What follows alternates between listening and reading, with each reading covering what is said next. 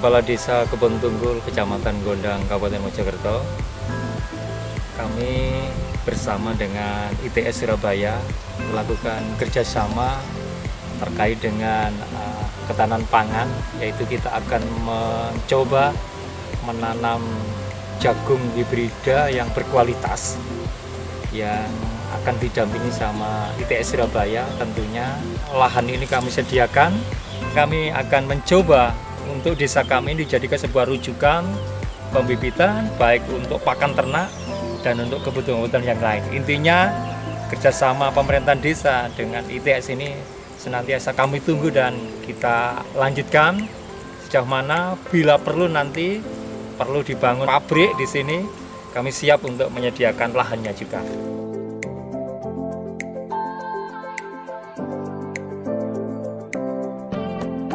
Saya Dr. Insinyur Arman Hakim Nasution, mewakili Pusat Kajian Kebijakan Publik, Bisnis, dan Industri ITS. Dalam hal ini melakukan kerjasama dengan Desa Kebon Tunggul, Lembah Becirang untuk program ketahanan pangan Indonesia. Kita akan melonsing jagung hibrida yang dikomando oleh Dr. Muryono.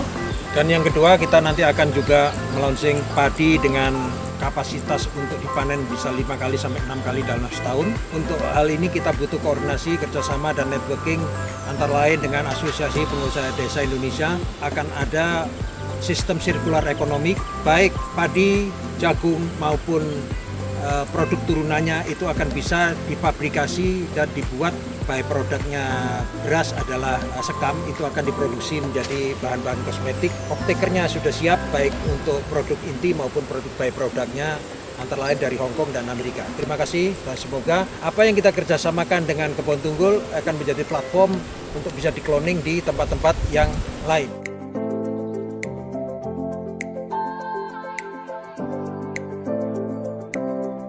Sebelumnya perkenalkan nama saya Dr. Muhammad Muryono. Saya domainnya di biologi, ekologi, jadi lebih ke lingkungan ya. Jadi secara teknis kita terus-menerus melakukan sebuah upaya dalam menciptakan varietas baru. Dan salah satunya yang sekarang kami kenalkan adalah produk jagung hibrida, Tunas Karya 10 November 234. Produk kami, TKS 234, lahir dari sebuah riset yang cukup panjang. Produk ini akan spesifik kepada tahan iklim atau istilahnya cerdas iklim. Selain dari tahan terhadap lingkungan tadi, terutama yang berkaitan kepada iklim yang cukup ekstrim, tahan kekeringan, tahan terhadap penyakit gulai. Jadi ini juga tahan terhadap gulai dan pastinya produktivitasnya tinggi.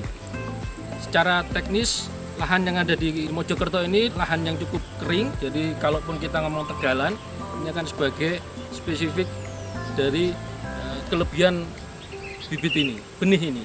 Ke depan pastinya kita akan coba untuk mengekspansi sebuah kegiatan penanaman wilayah-wilayah yang marginal ataupun yang minim terhadap sumber daya air. Dan tentunya benih-benih yang lain dalam pengkayaan sebagai bibit unggul, kita akan merakit lagi sebuah bibit unggul yang sesuai dengan kondisi alam setempat.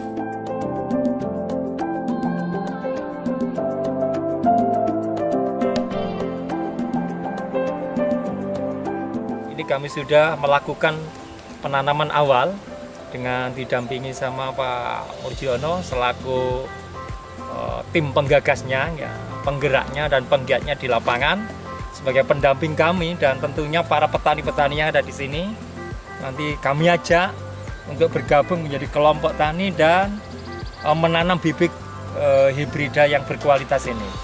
Ya paling tidak nanti bibit kita yang kita tanam ini hasil panennya itu melimpah, warna bijinya juga bagus, kokoh juga dan tahan sama penyakit-penyakit putih itu.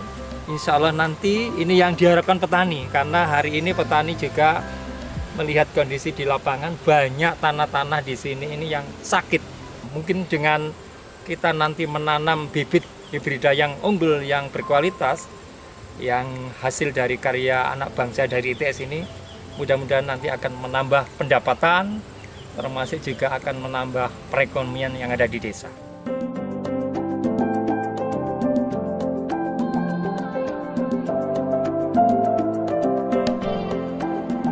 Kebon Tunggul ini cukup kooperatif dalam sebuah kegiatan pertanian apa yang kita harapkan di sini dengan adanya TKS 234 ini juga mengenalkan ITS bahwa ITS juga tanggap pangan, ITS juga siap dengan teknologi pangan. Dan terima kasih untuk semua yang berpartisipasi di sini, terutama yang dikaitkan kepada aplikasi pertanian untuk jagung TKS 234. Terima kasih.